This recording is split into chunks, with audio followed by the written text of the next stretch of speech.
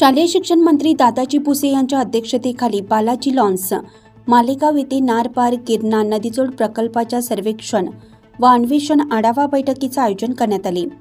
या प्रकल्पामुळे नारपार औरंगा खोऱ्यातून 10.64 TMC पाणी गिरणा खोऱ्यात वळवले जाणार असून सुरकाणा, कसमादे, चाळीसगाव, भडगाव, एरंडोल परिसरातील सुमारे 1.2 लाख एकर क्षेत्राला सिंचन व पिण्याच्या पाण्याचा लाभ होणार आहे। जलवाहन मार्ग, कालव्याची क्षमता वाढ व 9 गाव पाणीपुरवठा योजनेद्वारे 67 गावांना लाभ होणार आहे। भुसे साहेबांनी कामांना गती देण्याचे आदेश अधिकाऱ्यांना दिले आहेत। तसेच शैक्षणिक, आरोग्य, रस्ते, पर्यटन व ग्रामविकास योजनांची प्रभावी अंमलबजावणी सुरू असून मालेगावचा सर्वांगीण विकास वेगाने होत आहे। नाशिक लक्ष न्यूज ब्युरो रिपोर्ट, नाशिक।